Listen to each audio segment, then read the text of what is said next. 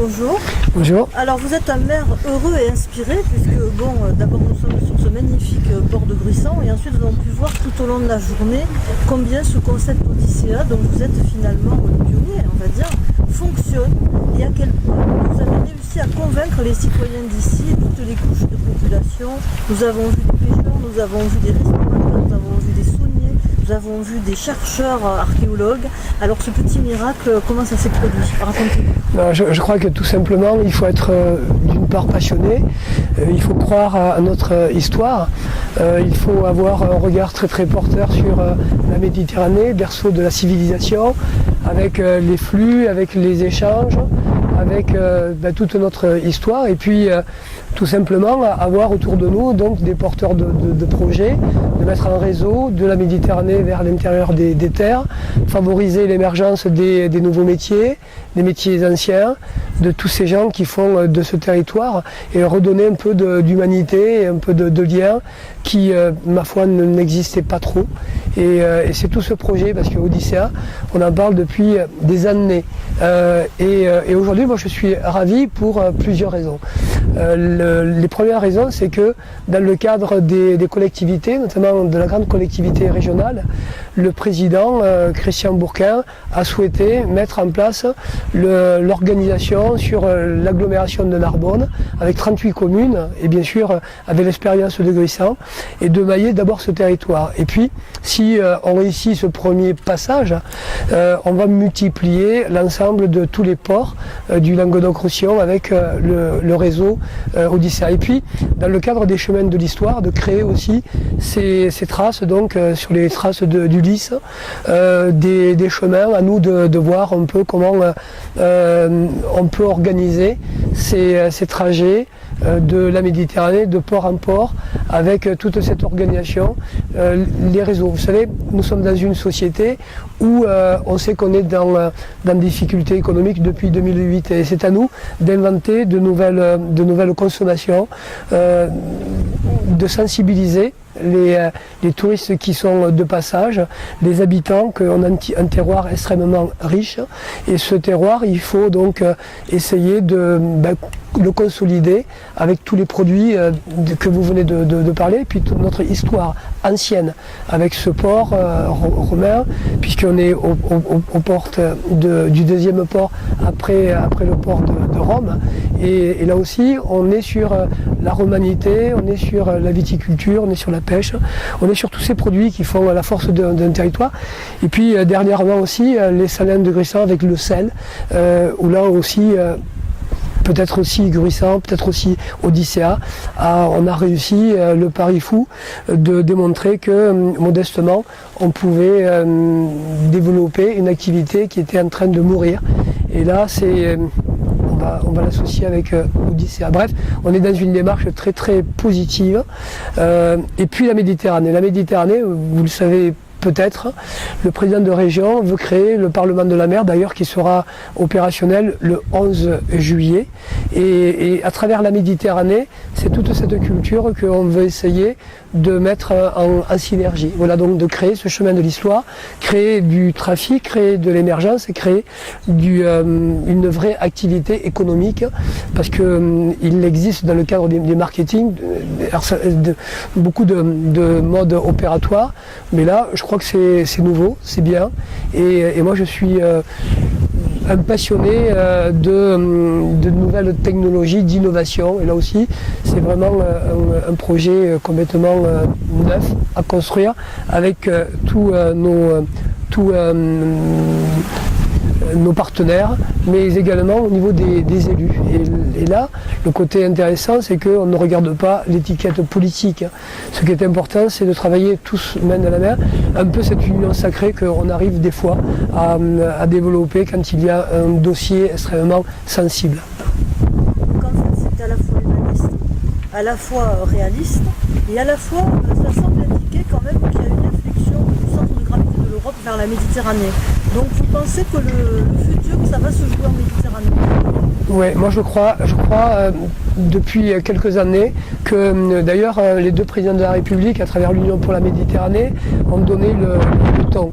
Et on le voit dans d'autres régions. Je vois PACA, je vois la Corse, ils se battent de plus en plus, ils ont le regard tourné vers la Méditerranée. Je crois qu'on a ignoré trop longtemps le goût salé de cette mer.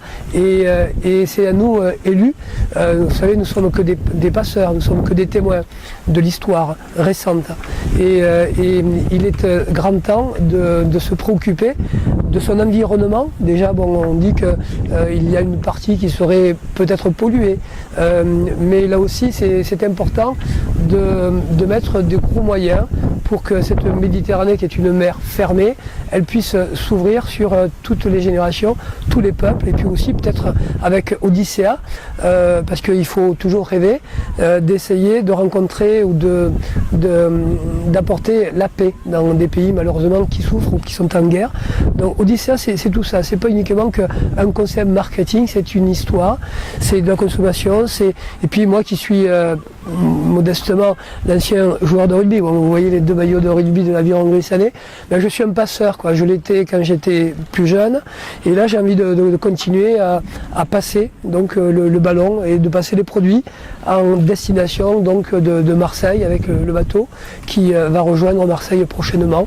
Voilà, donc des produits locaux avec une autre commune, et là aussi pour faire reconnaître notre force et notre trait de caractère.